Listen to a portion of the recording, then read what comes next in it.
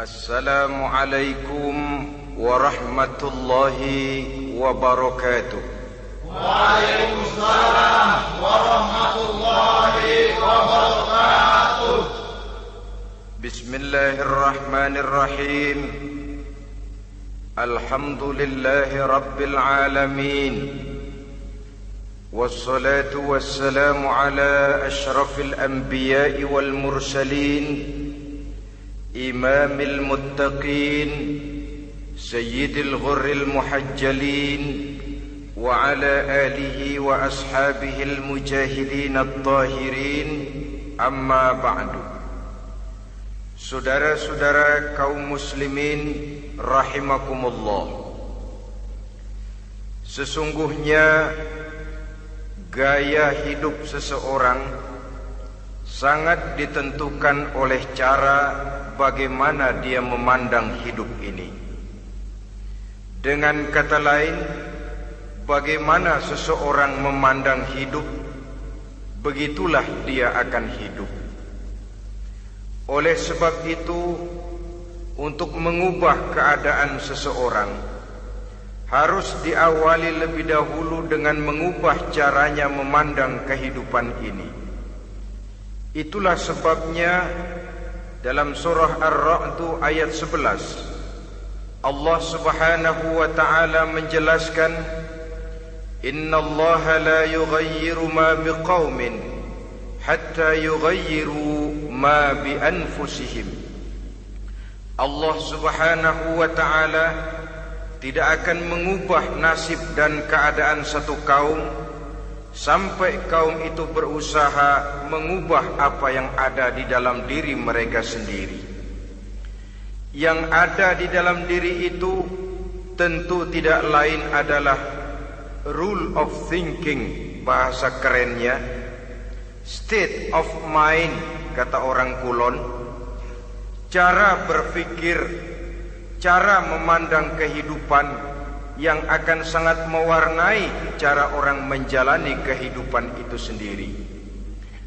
Oleh karena itu, pada pertemuan kali ini kita akan membicarakan tentang dasar dan tujuan hidup dari seorang muslim di dalam kehidupan ini. Yang pertama, tentang dasar dan landasan hidup. Seorang muslim tak dapat lain mendasarkan kehidupannya dengan Islam. Di dalam mendasari kehidupan dengan Islam ini, Allah Subhanahu wa ta'ala menuntut, Ya ayyuhalladzina amanu dkhulu fis silmi kafah. Hai orang-orang yang beriman, masuklah kamu ke dalam Islam itu secara total, secara utuh, secara seluruhnya. Jangan separuh-separuh, jangan sepotong-sepotong.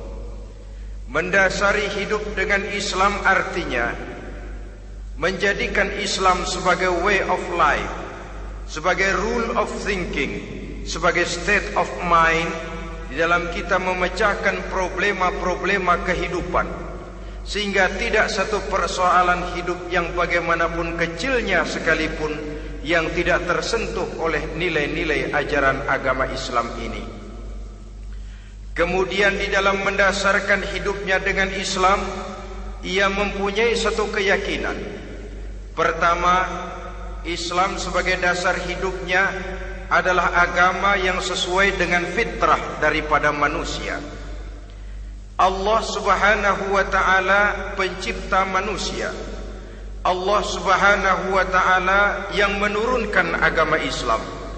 Oleh sebab itu, tentu saja seluruh konsepsi Islam ini sudah diukur sedemikian rupa sesuai dengan kemampuan yang dimiliki oleh manusia. Secara logika bisa kita katakan, pabrik mobil di Jerman misalnya bikin mobil namanya Mercy. Seiring dengan itu dikeluarkannya buku petunjuk. Mobil ini bernama Mercy, kecepatan maksimal sekian ratus kilometer per jam, daya angkutnya sekian ratus kilogram, kalau rusak memperbaikinya ini onderdilnya itu umpamanya. Karena pabriknya yang bikin mobil, lalu pabriknya juga yang mengeluarkan buku petunjuk, tentu buku itu sesuai benar untuk mobilnya. Dan logika mengatakan tidak bisa kita punya mobil Mercy rusak, kita perbaiki dengan menggunakan buku petunjuk yang dikeluarkan oleh pabrik mobil Fiat. Tentu saja mobil makin rusak, acak-acakan dan tidak karu-karuan. Ini artinya, jikalau manusia ingin baik, jikalau manusia ingin mencapai sesuatu yang bernama bahagia, dia harus mengikuti petunjuk yang dikeluarkan oleh yang menciptakan manusia. Dan petunjuk-petunjuk itu telah turun dalam satu konsepsi yang bernama Islam yang sesuai dengan fitrah manusia. Yang kedua, oleh karena keyakinannya bahwa Islam sesuai dengan fitrah manusia, ia pun berkeyakinan bahwa Islam adalah agama untuk seluruh manusia, universal. Walaupun ia diturunkan di tanah Arab, tetapi ia bukanlah agama hanya untuk orang Arab semata-mata.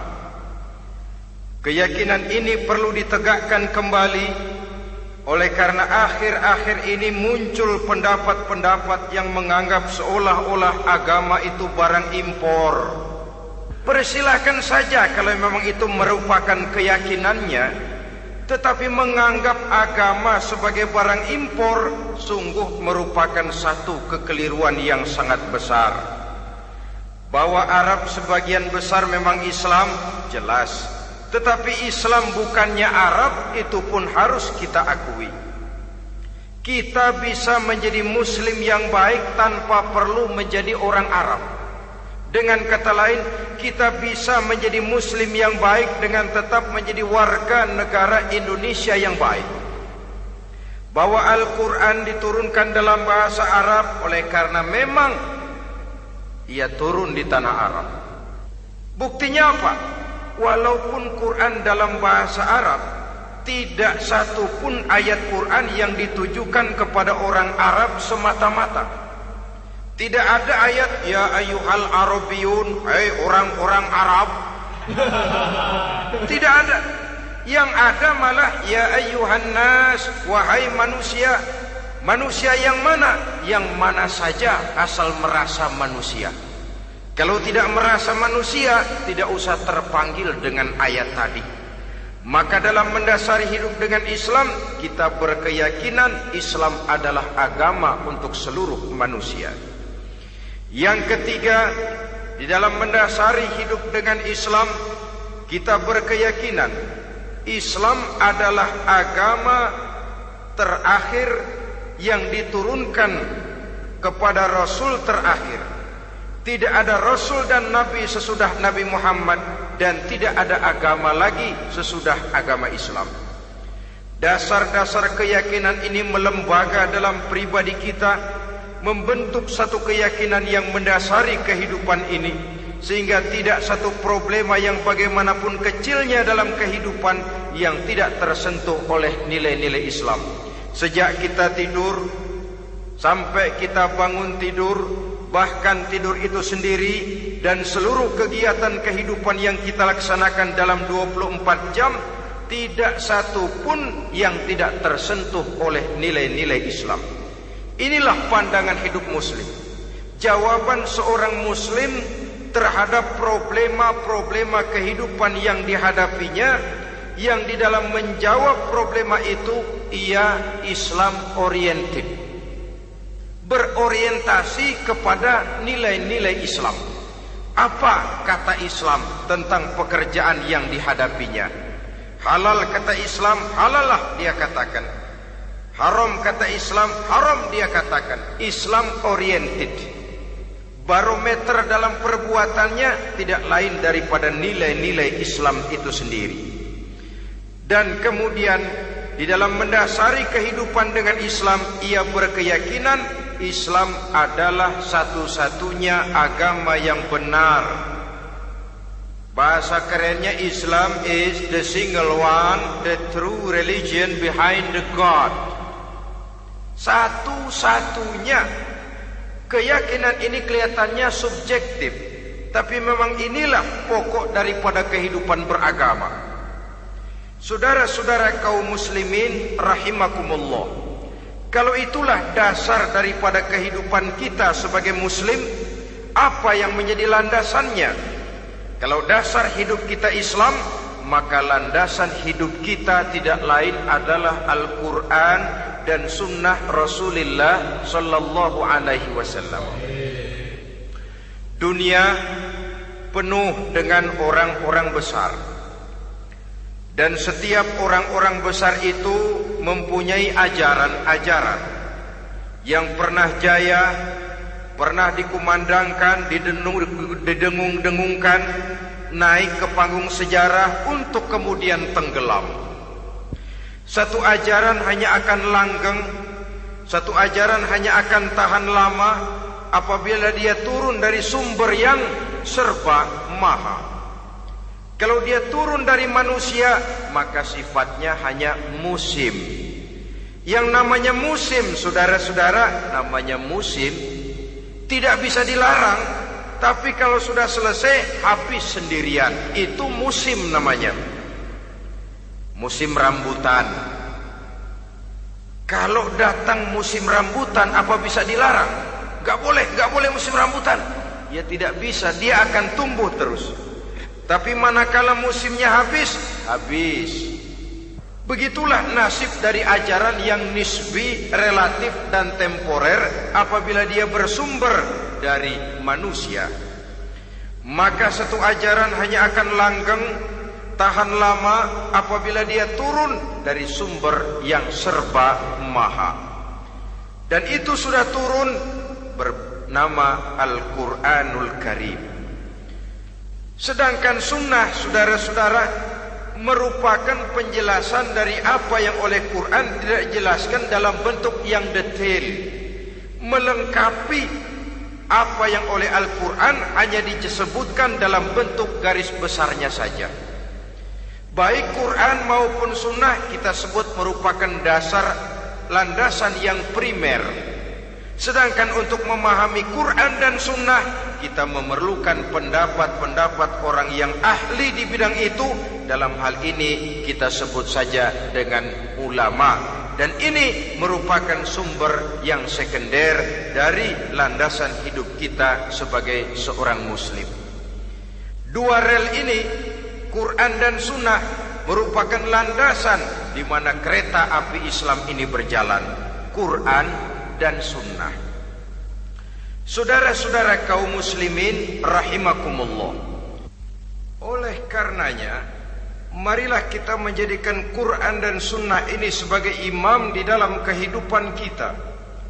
Bukankah Rasulullah sallallahu alaihi wasallam pernah memberikan pilihan, man ja'alal Qur'ana amamahu qadahu ilal jannah wa man ja'alal Qur'ana khalfahu saqahu ilan nar. Siapa yang meletakkan Quran di depannya, dijadikannya Quran sebagai imam dan dia sebagai makmum, maka Al-Quran akan membimbing dia ke surga. Ya, surga di dunia ini, lebih-lebih lagi surga di akhirat nanti.